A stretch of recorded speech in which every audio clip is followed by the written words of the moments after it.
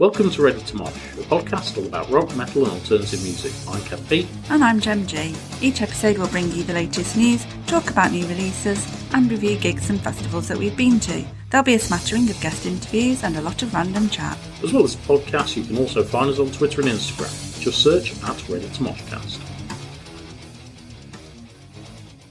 Welcome to episode 2 of Ready to Mosh. Let's move straight on to the news.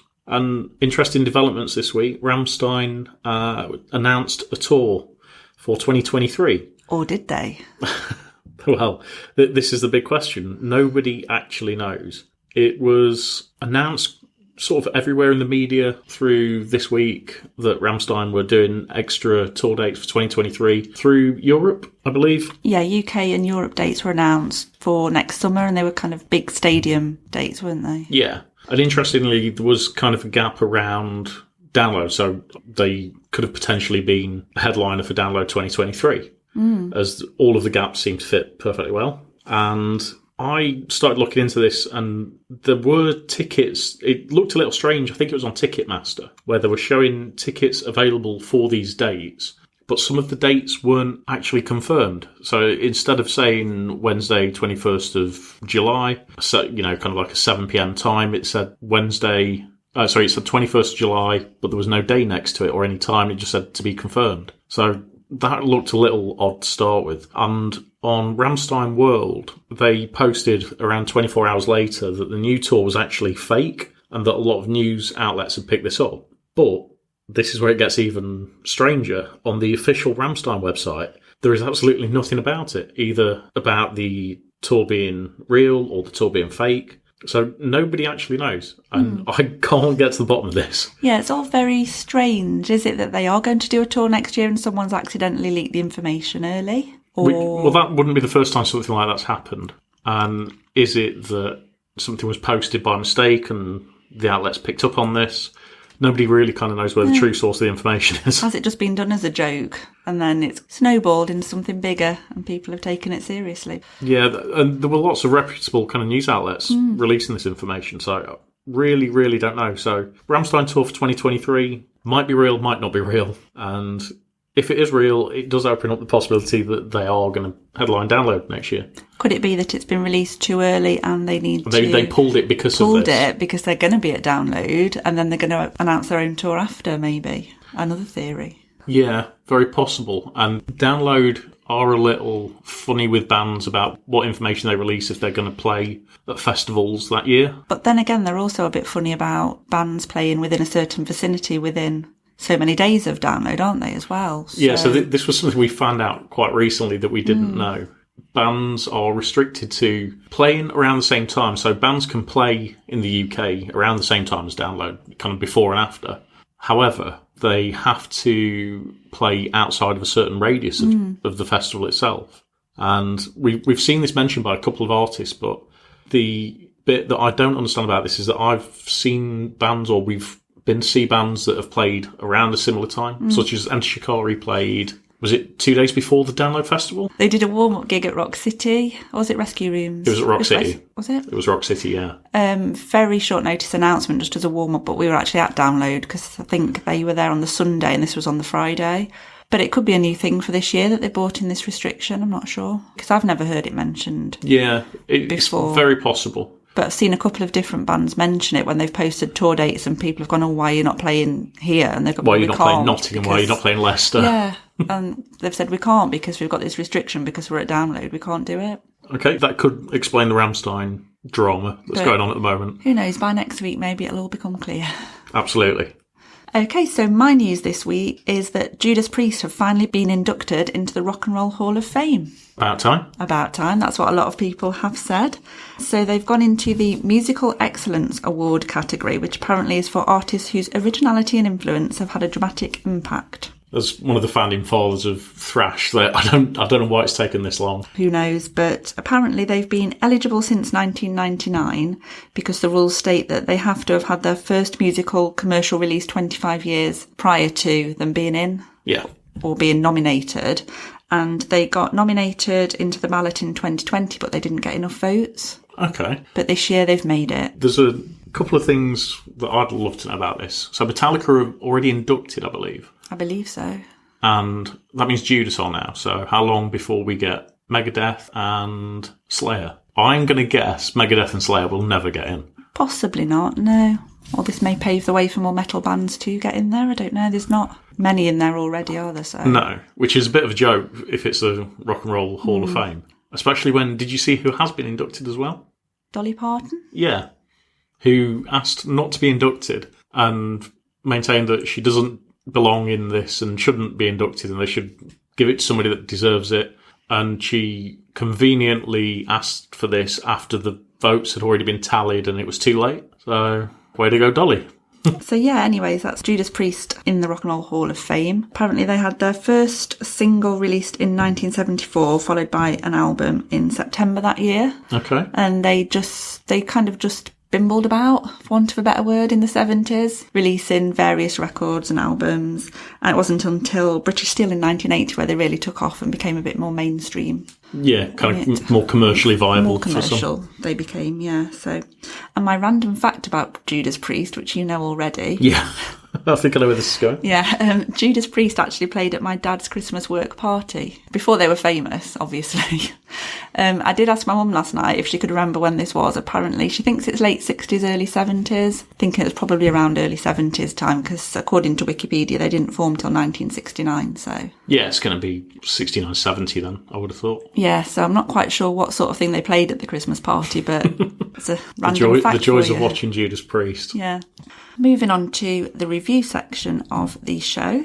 My review this week is Rammstein's new album. Very Rammstein heavy episode this week. Yeah, it is. Anyway, their new album, Zeit, came out this last week. It is their 8th studio album. I thought they'd have done a lot. They've been around a long time, Rammstein. They've been around a long time, but they did have a 10-year gap between 2009 and 2019 where they didn't release a studio album. Okay, so a 10-year gap where they would have maybe knocked out another 2 at least. Potentially. So I've been listening to that this week. It's grown on me as the week's gone. I'd say it was very typical Rammstein in some ways, but not so typical in other ways. It opens with Army der Tristan, which is a very slow building song. It's kind of got slow vocals and it builds up and it blends, but then it kind of comes into a catchy chorus, kind of typical of Rammstein. It's got kind of a chuggy riff undertone and some synths in there as well. And then the second track, Zeit, which was the lead single, very unusual for a lead single really, because they do normally put out something more catchy and upbeat for a single. Not. It's not, no, it's very slow. It's got quite mournful vocals and kind of piano playing throughout. It's a really good song though, and the video is epic. In terms of the song, the way it builds, there isn't a guitar kicking in till about 2.5 minutes. How long's the song? It's a long one. It's about 5.5 minutes, I think. So it starts very much with the vocal and just piano. Is the single and the video the same length as the album track? About 5.5 minute video. It's a I was really good video. wondering if they shrink the single down to 3.5 minutes. No, it's the same full length, and it's, like I say, it's a really epic video. It's got loads of imagery of death and birth, and it's kind of sepia toned, and I can see you frowning at me. Yeah, give it a watch or a listen. Yeah, I'm just You're not a Rammstein I'm not a Rammstein fan. Is the album all in German? Yeah, there's the odd English word in it. I'll come on to that later, but yeah, it's all German. Okay. As you'd expect. Just go through a few more tracks. The third track's another slow but heavy one, and then fourth track, Giftig, that kind of picks up the pace. It's got kind of a plinky-plonky, catchy chorus, more of your traditional Rammstein single. And then the second single, which they've released a few weeks ago, Zigzag, that is definitely what I'd have imagined. If I'd have listened to the album first, they'd have picked that as their first single. It's got a really catchy chorus and some poppy kind of synths going through it. Video for that is also really good. It's one of their comedy videos, I would say. Okay. And they're all kind of dressed up in, I'd say, an 80s kind of cabaret setting, but they've got really exaggerated lips and cheekbones, and it's just looking at basically the world's current obsession with Botox and filler and plastic surgery. Done in a Rammstein kind of way. Yeah, so interesting video, but yeah, that's a good one. The next song, OK, I'm not keen on that one at all. It's probably my least favourite. Okay. It's not okay, no. Next one I've made a note of, track 9, Dicke Titten, which translates as big titties. Lovely. Another comedy Rammstein song, I would say. It opens with an umpar band. So you've got some trumpets and then the drums kick in and then you've got some chugging riffs and then the trumpets kind of return in the middle. It's quite a sounds horrible. It's quite a carnival atmosphere, I would say, but it's, again, a very catchy one that's grown. It just gets stuck in your head. I think I'm avoiding this one. Just moving on, just one more track I wanted to mention. The final track, Adieu. We're back to a very slow, melancholic, heavy track, again, to finish the album. This is where your English word comes in, because the chorus is adieu, goodbye, auf Wiedersehen. Basically, it's kind of obviously saying goodbye, and a lot of comments I've read, actually, saying, could this mean that this is their final album? They're saying goodbye at the final track? No. Who knows? Not a chance. You don't think? Wait and see. They've got so much more life left in their music. Although I'm not a fan, they've got so many fans there. Yeah, I know what you mean. Because although, like I say, I think this is what you call a typical Rammstein album, they've all got the same kind of formula to them, but they're all different and they all kind of move on and they keep coming up with new ideas and new sounds, even though it's kind of the same sound. I can't see Rammstein quitting for a long time yet. If you think how long Maiden have been going.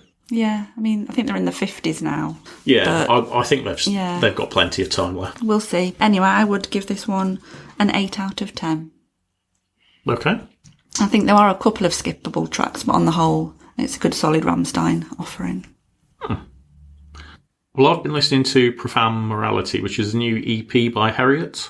These are a band, it's a quartet that's been getting quite a lot of attention lately. They've turned a lot of heads. And this EP, I can see why. I've listened to it 4 or 5 times already today. It's only 20 minutes long. There's about 8 tracks on there.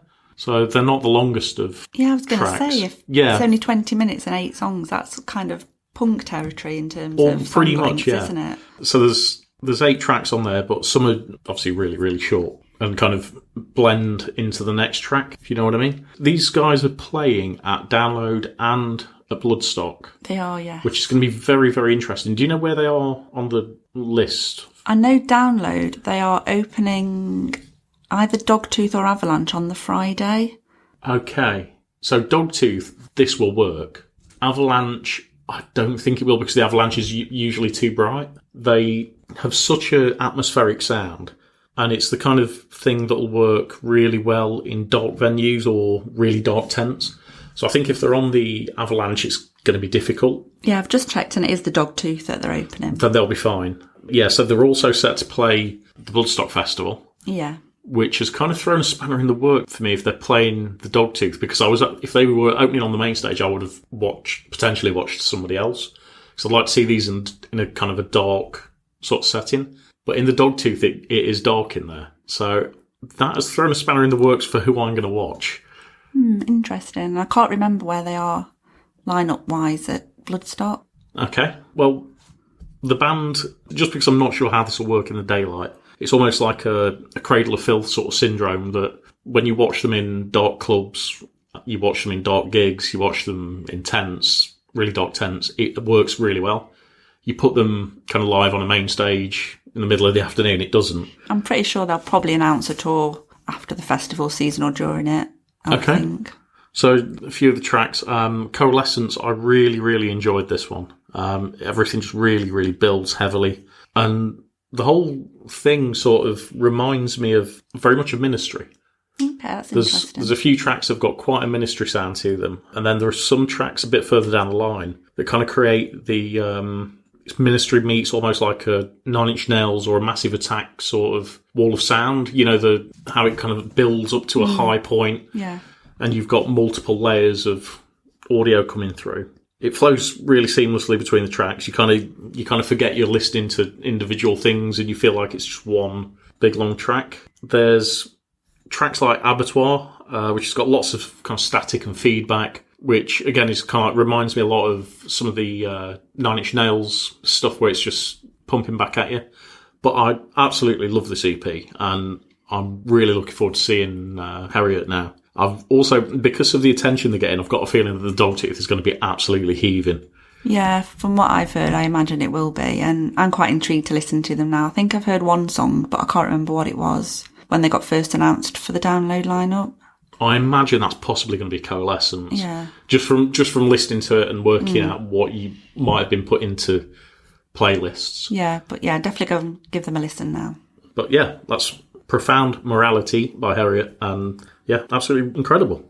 Right, it's time now for Rock the Week, where we look back at what's happened on this week in previous years. On the 11th of May 1992, Iron Maiden released their Fear of the Dark album. This was their 9th studio album and the first one produced by Steve Harris, and it got to number 1 in the UK album chart. Good. Woohoo. Thoroughly deserved. It's a great album. It is, and Fear of the Dark's one of my favourite Maiden songs. And I think one of my favourite covers. I just love the way that Eddie comes out the tree in the dark. Blue and the black on the cover of it. I do like that album. And my other one for this week is on the 9th of May 2006, Red Hot Chili Peppers released Stadium Arcadium, which was also their 9th album. This one, if you remember, it's actually a double. So you've got disc 1, which was Jupiter, and disc 2 was Mars, and there was 14 tracks on each of them. So it was a pretty epic album in terms of length. And that got them their first US number 1 album. And that's the follow-up to Californication, isn't it? No, Is it not? There was that other one in the middle. What was it called? I don't know. It's got Can't Stop on it. Oh, Was it By the Way? Yes, that's the one. By the Way. The Badger. Okay. Yeah, it was a follow-up to By the Way. Yeah, I forgot By the Way existed. So would I. Only read about it earlier, but anyway, there we go. That's my 2 bits of Rock the Week input this week. Yeah, I've got a couple as well. The first one being in 99 in the rock metal singles charts. The Offspring were number 1 with Why Don't You Get a Job? I thought it would have been Pretty Fly. No, the guy from Pretty Fly for a White Guy does appear in the video, though. Yes, I remember that. I think he appears near the end. Yeah, so it was number 1 for 11 weeks, and it also got to number 2 in the UK singles chart, which I'm genuinely surprised at because it's not a great Offspring song. A couple of interesting little things about that. Well, it's from the album Americana, which was a huge album and really, really good. But the courthouse square that's featured in the video is the same one that's used in the Back to the Future trilogy. Oh, didn't know that. Yeah. So a little random piece of trivia for you there. Also, in 1995, Green Day got to number 1 in the rock and metal singles chart with Dookie. Album chart. Yeah, that was in the album chart, sorry. They were in the middle of a 6-week run, and that album was actually released in 1994, so I don't know why it took a year to get to number 1 in the rock and metal albums chart. I wonder if it was coinciding with a single release, maybe, that then boosted the album sales, possibly. Because that does happen, doesn't it? Yeah, well, on its release, it only sold 9,000 copies in its first week in the UK, which 9,000 copies is absolutely nothing, and it ended up going 3 times platinum in the UK. So it shows you how it was a very, very slow burner. And so 3 times platinum in the UK, but in the USA, it actually went to diamond status, which means it sold over 10 million copies, which is just insane, an insane amount. That's a lot. Of albums.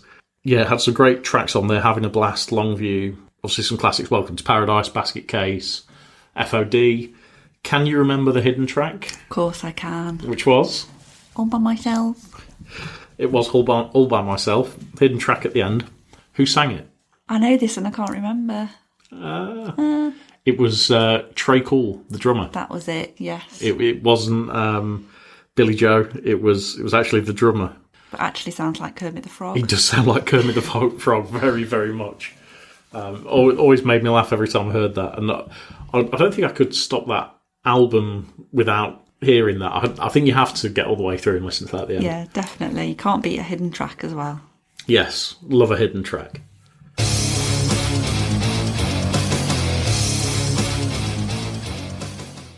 So today's main feature, we've taken some inspiration from Desert Island Discs, and what we've done is we've got 3 different categories and we've each chosen 3 different things in each category. Well, they are different things, but they're things within that category. So we've got 3 albums, 3 films, and 3 of our favourite band T-shirts. And we don't know what each other's going to say for this, so it's going to be a surprise to each other, isn't it? Who's going first? I'll let you go first. Starting with... Pick your first album. My first album is Linkin Park Hybrid Theory.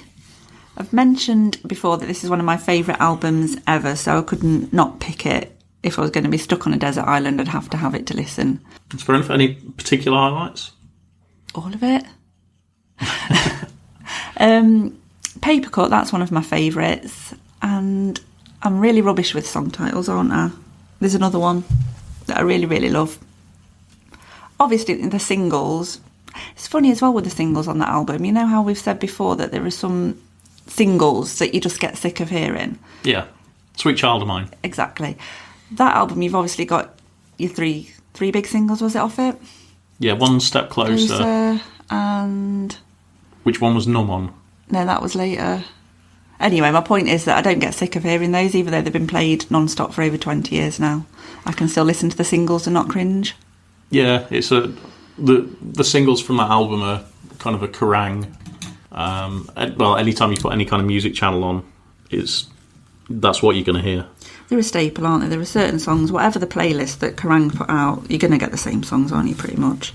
Linkin Park ones are always up there, but yeah, In the End was the other one I was trying to think of. I nearly said In the End, but I wasn't sure if that was the actual title of the single. Yeah, In the End and One Step Closer were the big singles. Yeah. Forgotten is another one that I really, really love on that album. Okay, I can't think how that goes off the top of my head. I'll know it once I hear it. Yeah, but... I'm not going to sing it, but yeah, that's another one of my favourite. But yeah, as I've always said, I can just listen it start to finish, not skip, not get bored. So and solid, go round again. Yeah, solid new metal choice from the late 90s. Yes. I think 98? 2000 as an album. 2000's album, yeah. Okay. So, decent choice. What's your first album? My first album is quite a bleak one, so it's The Downward Spiral by 9 Inch Nails. Nice and cheerful when you're sat on your Todd in the sand. Yeah, ever such a cheery album. Yeah, again, like you said about Hybrid Theory, there's not a track that I'd want to skip. March of the Pigs, Heresy, fantastic songs. Big Man with a Big Gun, Reptile, Eraser's on there. It's got Hurt on there as well. Hurt's the last track. So that'll just cheer you up when it finishes. Yeah. And I mean, the Hurt one's interesting because I think, for me, the Johnny Cash cover is actually better than the Nails version. Oh, that's an interesting opinion from such a big Nails fan. Yeah, it's almost as if the song was written for Johnny Cash. I know what you mean. It suits his vocal at that time, doesn't it? At that time, with everything that was going on, it just works so much better. But having seen Hurt live, I mean, visually, it's just incredible to watch. Yeah, it's one of my favourite Nails songs. But I do think the Johnny Cash version is a lot better. Well, you can't take that one with you as well, unless you're taking the Johnny Cash album. So I'm not taking the Johnny Cash album. I'd not actually thought about that. I think, was it Americana 4? I don't know. I'm not that familiar with Johnny Cash, apart from, the songs that everyone knows, really. Ring of Fire? Yeah. So, nice and cheery album.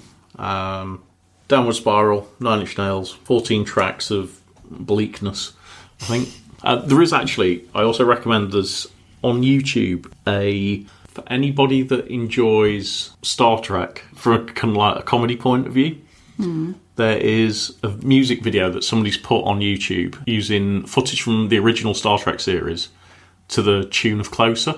Really? Yeah, they've overlaid it and they've made the Spock and Captain Kirk characters overtly sexual. So there's some kind of real undertone of a serious sexual relationship between the two. There's pictures where there's Kirk in chains and Spock's walking around him and he's got a whip. Okay. I've seen the original video, but I can't imagine how that would work. Yeah, I will show you this, but for anybody that wants a good laugh, it's worth watching. Right, okay, so your second album. My second album is a compilation, Guns N' Roses, the live era, 1987 to 93. So my reasoning for picking this one, Guns N' Roses are one of my favourite bands ever and probably my first true musical love, so I had to pick something by them. What about Kylie? What about Jason? Well, they went to the back of the cupboard, discarded like in Toy Story. But they were my first proper musical true love, I have to say, really. So I had to pick something by them because I wouldn't have been able to not listen to them while I'm stuck on a desert island. I couldn't pick a single album, so I went compilation, but I also went for the live one because seeing Guns N' Roses live at Download in 2018 is one of my life highlights as well. Although it's a Likewise. different era to listen to them live, I went for that one, if you know what I mean. We obviously didn't see them back in the day that this album was. Yeah, so does this cover Appetite for Destruction and Use Your Illusion 1 and 2 then? It does, yes. I'm sure it does, but yeah, it does. Yeah, I assume it would if it goes up to 93. Yeah, it does. So it's got all of my favourites on there as well, so rather than having to narrow it down to one single album, I've got them all on there and I can just listen and close my eyes and pretend I was there back in the day. It's interesting, I nearly went for a Guns N' Roses compilation myself. I nearly went for the Greatest Hits, which was the grey-silver cover. As we've spoke before, Guns were kind of like my first band that I really got into. First album I owned was Appetite for Destruction, but I didn't go for it in the end. I've gone for a couple of other choices. It's interesting that you thought the same thing, but a different kind of compilation album. Yeah, well, like you, I thought of the Greatest Hits, the original one, to start with, but I did go for, say, the live one just because of the link to one of my greatest life moments. And I've not actually listened to that live one. Not? No. Oh, I've got it on CD. Wow. Have we got a CD player? No. You can look at the box. Look at the box, okay. So, with the live version, what's the recording like? So, what I mean is, are there many instances where there's kind of crowd interaction on there? Is it like being at a live show? I think there are. I've not listened to it for a few years, to be honest, but I'm sure there's some of Axl's good old crowd interactions. And he stays on set for all of these? I believe he does, and the album length is 2 hours 13 minutes. That's a long album. Yeah, I think it was a double. It's got to have been 2 hours. Must have been. What's the average CD time? 50 minutes? Yeah, thereabouts. So, it must be a double, thinking about it. The other thing as well was when I was probably about 11 or 12, I used to have a recording off the telly of a Guns N' Roses show live in Paris, and I used to watch that over and over and over again, and I think some of the tracks on this from there as well. I remember a Guns N' Roses video back in the day. There was a live recording, and I've got a feeling that was Paris. It had it was a black and yellow cover. Well, I recorded it off Channel 4. Okay. Still got the video somewhere. If we had a video player, we could watch it back and laugh at the old adverts. I'm going to have to look that up, but I seem to recall there was a live video. I might have even had it myself. Yeah, there probably was an official live video. In fact, I did have... Yeah, I did. Or was it the Use Your Illusion? It might have been the Use Your Illusion tour. This was the Use Your Illusion tour. Oh, okay. Because it was about 92 or 93, the recording. I probably had the official video. Yeah, I think the Channel 4 one was edited down. I don't think it had the full show in it looking back, because I'm sure it's probably only about an hour and a half. Yeah, they condensed it for TV and for any... And obviously the adverts will take up some time as well, so quite probably the same show then. Okay, that's interesting. So what's your second album? Mine is... Although it sounds quite bleak again, it's actually quite an upbeat album. So it's Transylvania 90210, Songs of Death, Dying and the Dead, which we are huge fans of Wednesday 13. We are, and I do regret not including Wednesday in my list. It was closely on there with his live album as well. Again, just to give that mix up of songs. I went for this one, and to kind of give people an idea of how much we like Wednesday, we've actually got Wednesday 13 tattoos. Yeah. We've got different tattoos in different places, but they're both Wednesday 13 tattoos. And based on that, I have to include a Wednesday album. It's a lot of fun. I still love it to this day. It's got so many old school horror film references.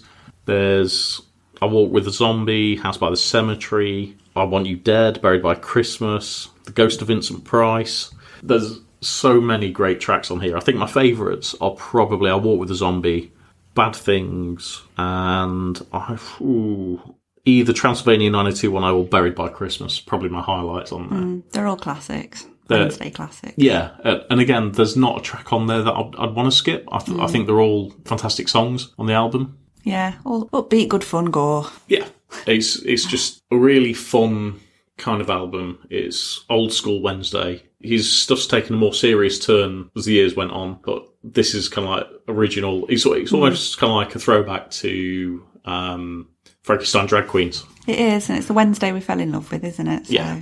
So that has to be on my list. Your final album? My final album is Ghost Impera. Is this the new one? This is the new one. That's an interesting choice. As a point of reference, we saw Ghost quite recently. Yeah, a few weeks ago. In Manchester. So this is... I know that you've been getting more and more into Ghosts over the last kind of couple of years. Yes. My reason for including this basically is if we were to go onto the desert island now I would have to take this with me because I've listened to either all or part of it every day since it was released. Wow. Pretty much, I think. There might be the odd day when I haven't, but I'm sure I've listened to at least one song every day. So if I went now and I didn't have it with me and I have to go cold turkey without it, I don't know if I'd cope. I didn't realise you'd listened to it that much. Have you not noticed? Yes, I do hear you playing it a lot, but I hadn't realised it was pretty much every day. Yeah. Not necessarily all of it all the way through, but at least one song a day.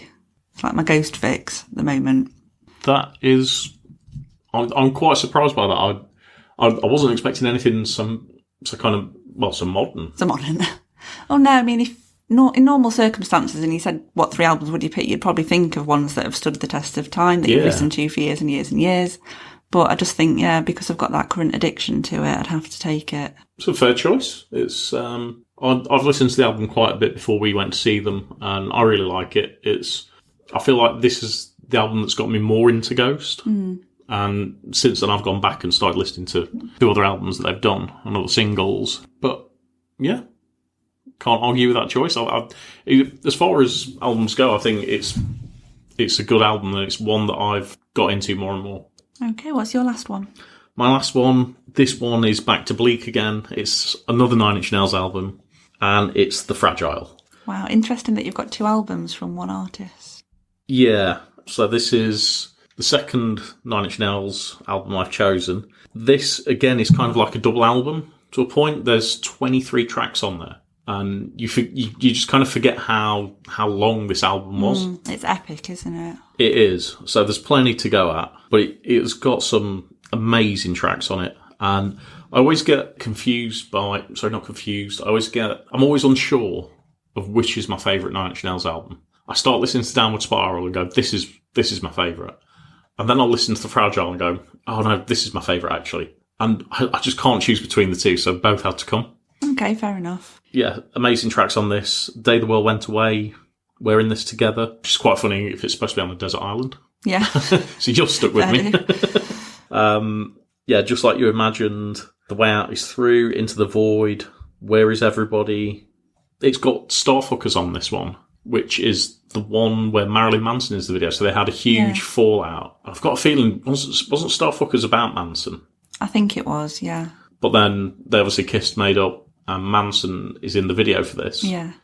Playing I think he plays some kind of hooker that gets into the back of his Trent's limo, and obviously they've since fallen out again. But yeah, it's an epic album. It's absolutely amazing. I've just checked, it is a double album. Yeah, I thought it was. So 23 tracks. I think the average must be around 5 minutes a track on here. There's some long songs on there. It's curious that we both ended up with a double album as well then, isn't it, really? Yeah, so you had the live album, which was double, and I was also going to pick a Guns N' Roses album. And I picked a Wednesday album, which you were going to pick. Yeah. And I've picked a double album as well, so... It sounds like we'd have plenty of tracks to go at. Yeah, I mean, if we're on the desert island at the same time, then obviously we can swap about a bit, if that's allowed. I think we'd have to see. Okay, moving on to films. We've both picked 3 films each. We don't know what each other's got. So what's your first film then? My first film is a cult horror, late 70s.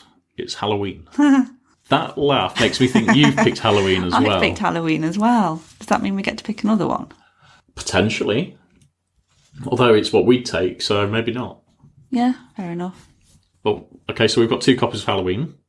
I've picked it, again, like Wednesday, I take my films very seriously. And Halloween is a film that I grew up watching this. I think I watched this the first time I was about 10, 11 years old. And it just blew me away. The walk that Michael has, the storyline, the presence, almost that supernatural kind of part to it. It's just one of my favourite films. I absolutely love this. Yeah, same. I love an old school classic horror film, and I had to go for Halloween because it's my favourite. It's interesting that we could have gone for any of that era, and we've both picked the same one. Do you know what the Michael mask is? Can you remember what the Michael mask is? No. It's actually a William Shatner mask. Really? Yeah. Did I know this? It's a William Shatner latex mask, and they cut the eye holes to make them a lot bigger and make it look less like William Shatner. And then they painted black on the inside of the actor's skin around his eyelids.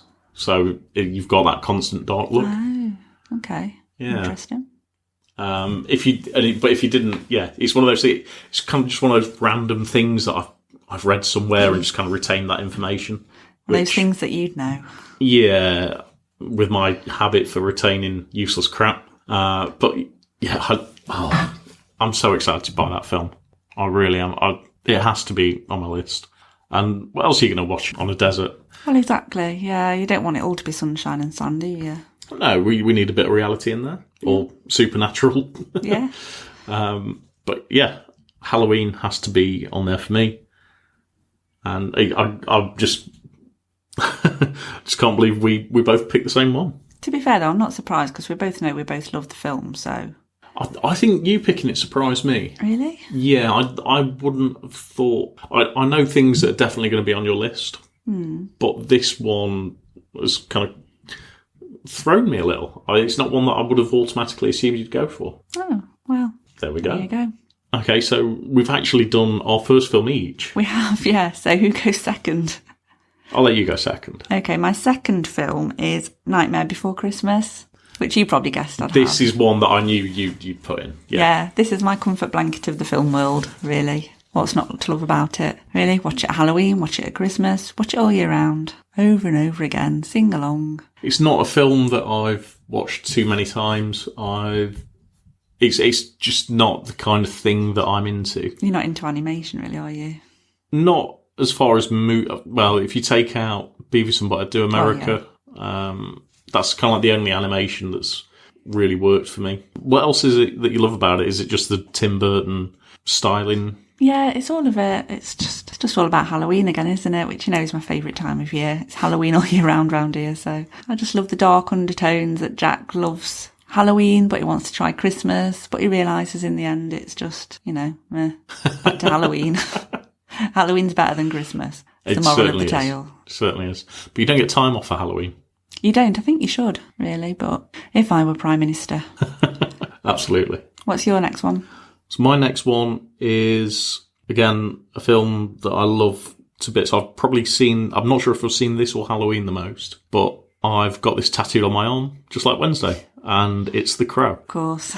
Which you kind of knew was going to be on my list anyway. Yes. I would have guessed that one. Yeah, so it's an absolute masterpiece. I think it was released around 94, I think. So we're coming up to almost 30 years since that got released, which is frightening. Yeah. And it's got the late Brandon Lee in it, who died in a tragic accident on set. He was killed by an accidental dummy round, I think it was, that was in the chamber of the prop gun, which is not a million miles away from what happened in America not too long ago with Alec Baldwin. Yeah. A similar kind of thing happened there. It kind of, I suppose this added more fuel to the Lee curse. Yeah. So there was for people who don't know, Brandon Lee's father was Bruce Lee, who again died in kind of strange circumstances, which I think his was something like a reaction to medication, I think it was like a paracetamol. I think he reacted to something like that anyway. I might be wrong on that, but I'm pretty sure that he had some kind of reaction and died. But yeah, it's got so many kind of dark moments and beautiful moments in it as well, though. It's also got the greatest movie soundtrack I've ever heard. Yeah, it's got some good songs in it. Absolutely incredible. I think Henry Rollins is on there. Nine Inch Nails are on there. The Cure are on there. Is it Joy Division cover that Nails do? Yes, yeah. It's Burn. Yeah, that's the Cure one, isn't it? Yeah, that's the Cure. Yeah, that's the Cure cover they do. Yes, they cover it's Burn. Dead Souls, isn't it? Dead Souls. Nails do. Yeah, the Joy Division one. So yeah. A soundtrack with Cure, Nine Inch Nails, Henry Rollins, or Alice in Chains on there too. I can't remember. I've got a feeling something like Alice in Chains is on there as well. But it's got a lot from around that early 90s time, hasn't it? Yeah, early mid-90s kind of really strung out guitar, just absolutely incredible soundtrack, and has to go in my top films. Okay, so your next choice? My final film is Donnie Darko. I'd forgotten about Donnie Darko. You forgot about Donnie Darko? Yeah. Oh. Yeah, again, it's one of my favourite films ever. I haven't actually watched it for a long time, for some reason. I must have forgot about it subconsciously, but I've watched it so many times and I can watch it again and again and you still see something different every time you watch it. Yeah. And it's a film that you kind of understand and think you can explain until you try to explain it, and then you can't explain it. I understand it in my head completely, but I can't explain it to anyone.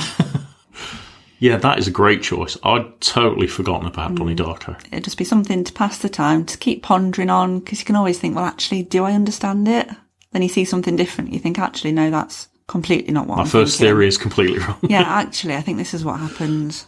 And again, there's some good songs on the soundtrack. I can't remember who's on that. I know, it's quite 80s themed, isn't it? There's Mad World. Yeah, is that the Gary... It's the cover, isn't it? Yeah. I think originally it was a Tears for Fears song. Yeah, and I think Echo and the Bunnymen are on there. Mm-hmm. And off the top of my head, I can't remember any others, but the songs that suit the film, if you know what I mean. Yeah, I think that's a solid choice. I love Donnie Darko too. Jake Gyllenhaal? Yeah. I think he was one that kind of like made him quite a bit of a sort of a cult star, at least. Yeah, paved the way for him. Yeah, quite a cult film, really, isn't it? Yeah, that's kind of how it started. Is this the one it's got Patrick Swayze in this? Yes, it has actually. I completely forgot about that. It's got Drew Barrymore. Yeah. I feel like Drew Barrymore's in this. Sure, it's Drew Barrymore. Yeah. Yeah, I'm convinced Drew Barrymore's in it as well. And I think that she's the teacher, isn't she? I had to think that. I know she's in it, but I couldn't think how she was in it, if you know what I mean. She was the teacher. I've also got a feeling that they helped fund the film. I'm sure Drew Barrymore helped fund it, and I think Patrick Swayze may have done as well, just to kind of get it running off the ground. And it got a real cult following, this film. It must be quite old now as well. It must be about 20 years. Yeah, it's got to be getting close to 20 years now. And yeah, solid choice. What's your last one? My last one, I've gone for a bit of a fun film. As we were talking, I thought, do I put this one in? Because I've just thought of some more. So I mentioned Beavis and Butthead Do America, which I absolutely love Beavis and Butthead. It's kind of something that I grew up watching as a kid and still love it to this day. And the film really works as well, but that's not my choice. My choice, I've gone for Bill and Ted's Excellent Adventure. And you just reminded me I didn't include Wayne's World. Well, I thought you were going to choose Wayne's World, which is why I didn't pick Wayne's World. Oh, no. Can we have 4? Have a backup in case one breaks? No, we can't have 4. Your choice is your choice. But we've both got Halloween. Can we swap a Halloween for Wayne's World? Can we swap a Halloween for Wayne's World? That's okay, maybe. We can maybe do that. Okay. Yeah, Bill and Ted's Excellent Adventure. Absolutely love this film still. Always makes me laugh. Obviously, apart from the two main characters, it's also got George Carlin in, who played Rufus. Totally forgot the character's name there. Yes, George Carlin plays Rufus. He goes back in time to make sure that Bill and Ted play at their, I think it's the prom. Yeah. And if they don't, it basically means that all of society is destroyed. In the future, the enemy of Bill and Ted send 2 cyborgs back to ruin the career, to kill Bill and Ted and ruin the career. Lots of fun in it. Bill and Ted challenge death to a best of 3 games to try and win back their lives. And instead of choosing what would be more traditional games, they play tabletop American football. They play Twister. And there was basically, they just keep beating death at everything. The just most ridiculous games that you can imagine. So yeah, this one has to go in for me. It's a really fun film. And it just makes me laugh every time I watch it. Excellent choice. Excellent. Last category then is band T-shirts. I've assumed that this is also covering festival T-shirts. Yeah. Yeah, cool. Okay, then what's your first one? Okay, so my first one is going to be a T-shirt that's going to bug you because yours is kind of ruined. So my first one is my Enter Shikari Stop the Clocks tour T-shirt. Yes, mine mysteriously sprung some holes in the back of it. Yeah, it kind of looked like yours had been ripped by Freddy Krueger. It did. Just at the bottom of the back. No idea how that's happened. No. Because it's an otherwise good quality T-shirt, but... Mine is absolutely fine. I think one of the things I love about this, as well as the logo at the front, but it's got the little Shikari logo stitched onto the T-shirt in the bottom right corner. Yeah, I think they do that on all of the T-shirts that they do, because the one I got with the album, that's got one on it at the front as well. Yes. It's a nice little touch, and I remember that being a great tour. Love the T-shirt. And yeah, it's just something that's a little different that you don't see on every single T-shirt. It's a nice the kind of turquoise that runs through it's just a nice kind of colour to it. Yeah, it is a lovely colour. I have to agree with that. So that's my first choice. And your first choice? My first choice is my Download Pilot t-shirt from last year. Oh, why did I not think of putting that on? I had a feeling that you might include that one. So I just loved that because it was just such an amazing event, really. It was just so special to be there. And it's one of those things as well that we've noticed since we've been to gigs recently, haven't we? That you spot people in them. They're like, it's like a badge of honour I was there because there were so few people there compared to normal Download. It was like, you were one of them, you were there too. And the other thing I love about this t-shirt is it wasn't until probably a week or so later, I remember I was wearing it and I looked in the mirror while I was brushing my teeth and I spotted that Download Dog on the front's actually doing a lateral flow test because he's got the swab thing in his mouth, hasn't he? And you hadn't noticed that. I hadn't noticed that, no. Just thought it was Download Dog just being Download Dog, but he's actually doing his lateral flow test, which I think is quite a cool touch as well. That is really cool. Yeah, that's a t-shirt that brings back a lot of memories. It was... I think it was an emotional festival too. Yeah. So we did the last available full festival that was 2019. Yeah. I think it was. And we'd got tickets for 20. We then got tickets for 21. Obviously both festivals got cancelled. And we were just so fortunate that we were two of the 10,000 people that managed to get tickets for Pilot Festival. Yeah. It was good that they did the pre-order, or what do you call it, pre-sale, for people who'd already got their tickets for this year's festival. So that helped. Yeah, it kind of sped the process up. And we both managed to get our tickets for that. Yeah, I think that's a great choice for a t-shirt and I can't believe I'd forgotten about that. And I think they nailed the design for that as well. I think the Download Pilot t-shirt, it just looked something fresh and different from what from the usual kind of designs that you get at a festival. Yeah, it's definitely a unique design on it as well. So. Oh, that's an amazing choice, yeah. I wish I'd thought of that. Dope. What is your next one then? My next one is a festival t-shirt though, and it's Download again, but it's Download 2004. Your first festival. My first festival, so this is the main reason that I've chosen that t-shirt. Yeah, I would have included Ozfest as being my first festival, but no one knows where my Ozfest t-shirt went, do they? Bugbear of mine, isn't it? Where is my Ozfest t-shirt? Well, with you it could be anywhere. It's not anywhere I know, I've not seen it for years. Anyway, carry on. Yeah, so Download 2004 was my first festival. I had a great time. And the t-shirt, and just looking back at the lineup was so strong that year. There were some absolutely incredible bands. I know you're a big Biffy Clyro fan, and you didn't go and watch Biffy Clyro.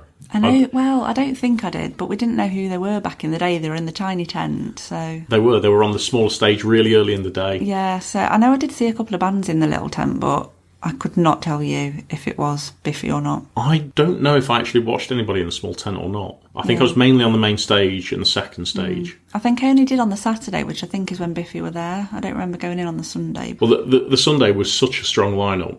You know, Metallica, Slipknot, Korn, Hatebreed were on the second stage. There were just so many amazing bands you'd happily watch at any festival. But yeah, that was my first festival, so Download 2004 has to go on. And your second choice? My second choice t-shirt is my Skindred Newport Helicopter t-shirt. Now, is that a tour t-shirt or is that just a... It's just a random one. Okay. And I think you bought it, I think I did, yeah. I think I did buy you that, yeah. So I love this one because, A, it's Skindred, but also Newport Helicopter is just one of those things, isn't it? If you know, you know. Yeah. As well. So the front of it just says Newport Helicopter with a little star on it. And also just doing the Newport Helicopter is always a classic moment at a Skindred gig or a festival. So yeah, it's just a classic moment. Every time you see a Skindred, you know you're going to get Newport Helicopter. Moment. And yeah, on the back it says, I think it's something like, wait for it, bitches, which is Benji's classic line. Yeah. Isn't it? So then I think it says Skindred in very small writing at the bottom of that. Yeah. As well. So it's one of those that you have to be a Skindred fan if you spot someone out in it. Yeah. You know. And then the other reason I love it as a former Newport resident for a few years at university, the Newport connection there as well. So, what's your second one? My third one. Your third one? Sorry, I can't count, can I? Your third one? My third one is a Trash Boat t-shirt. Okay. Don't You Feel Amazing was the tour. Yeah.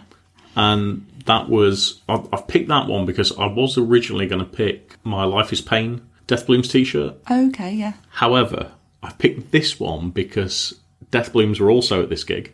Supporting Trash Boat, along with another band. It was Calva Louise and Strange Bones. Yeah, so it was 4 bands. Yeah, it's 4 bands. So Calva Louise, I started to really get into towards the end. Strange Bones, I thought were incredible. Death Blooms blew me away as usual. And Trash Boat were fantastic as well.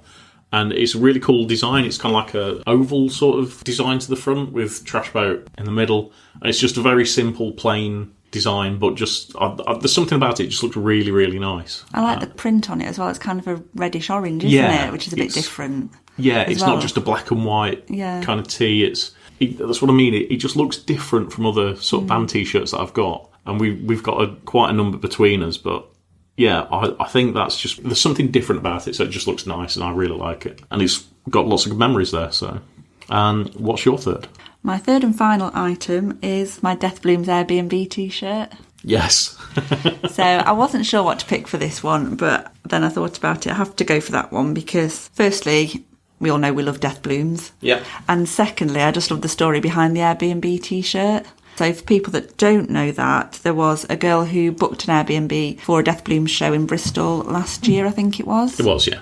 And for some reason, the Airbnb owner asked her why she was wanting to rent the Airbnb, which I don't think is a normal thing to do. But anyway, she told him that she was going to see Death Blooms. He then went and listened to Death Blooms and then refused to let her stay in the Airbnb. And I think his words were that they were aggressive, expletive-riddled and disturbing. So Death Blooms then caught wind of this and they designed the t-shirt, which has Death Blooms on the front and Paul Barrow's face in red. And then on the back it says aggressive, expletive-riddled and disturbing. And then they did a print run of this and said if it sold out that they would then pay for the girls' accommodation before their gig, which it did. Yeah. So I just love the tale behind that, as well as it being a really cool t-shirt. Yeah, so the design on that is cool. It's a nice colour. Like I say, I think it's the story that really sells it. I think it sold out on its first run and they had to get more made. Yeah, because mine's actually from the second run, isn't it? 'Cause it sold out quite quickly, I think. And again, I think that's another t-shirt I got for you. You did, yes. You're doing well out of these t-shirts. I am, aren't I?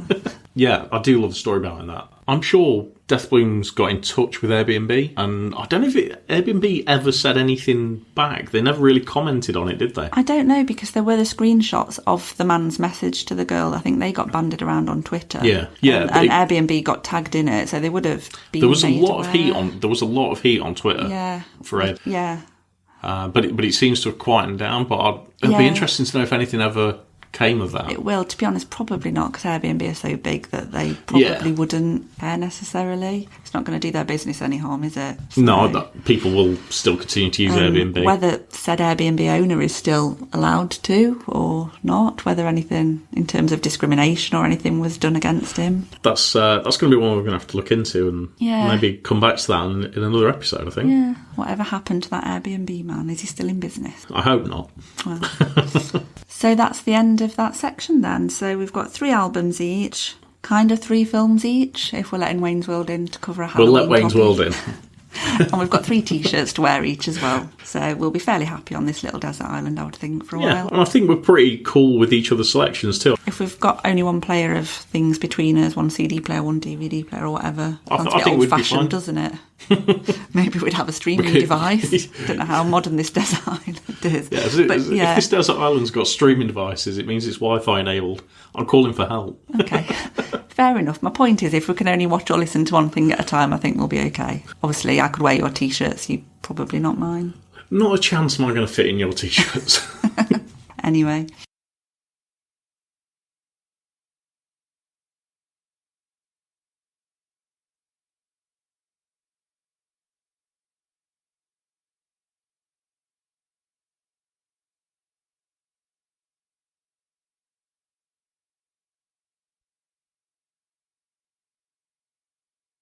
Finally this week we've got our Ready to Mosh recommendation.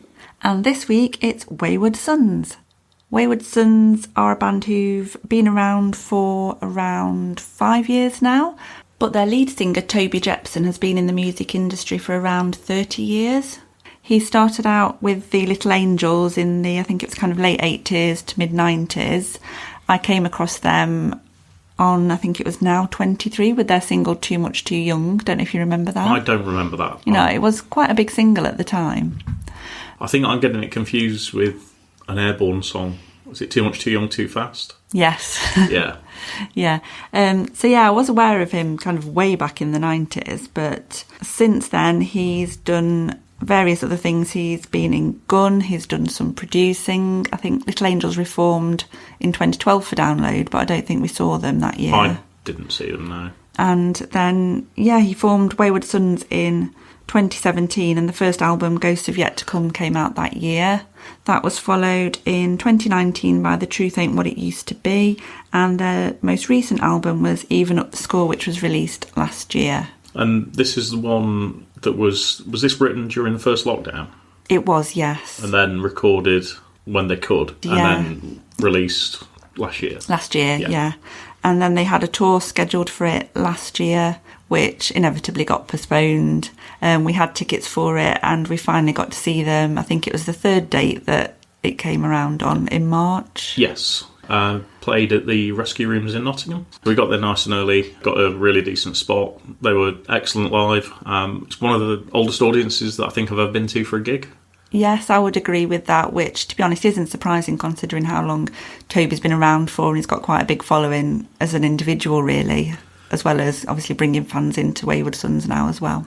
Yeah, and Wayward Sons are opening Download? They are, yes. They're on the main stage on the Friday, so they're kicking it all off. Yeah, and I think that's potentially going to be my first band to watch. Same, yeah, I'm planning to go and check them out. Did actually try and see them at Download back in 2018. They were on the Dogtooth in the middle of the afternoon, but the tent was really packed out. I couldn't get beyond the entrance, so I kind of stood in the entrance gap of the tent for a while and then kind of gave up, really, because I couldn't really see much. Fair enough, I think. Yeah, really good live. Really like the last album. Last album's really good. Yeah, I like all three, to be honest, and they do follow on from each other, don't they? They kind of... Yeah, there's kind of a progressive timeline there, isn't there? Yeah, and almost telling the tale of kind of the world as it is now, and there's a lot of social and political undertones to it. Yeah, very much so. It can, I suppose it could be taken at face value, or it could be taken with kind of the undertones that sit within the album, and I really enjoyed it. Yeah, I still listen to it a lot. I'm looking forward to seeing them again. Same. So there's our recommendation for this week. Wayward Sons, go and check them out. And if you're at Download, go and give them a watch on Friday. Well, that wraps it up for this week. You can find us on Twitter and Instagram. Just search Ready to Moshcast and give us a like and follow on there. And if you like what you've been listening to, tell people about the podcast as well. Always helps to spread the message. So thanks for listening. Hope you've enjoyed it, and we'll be back next week.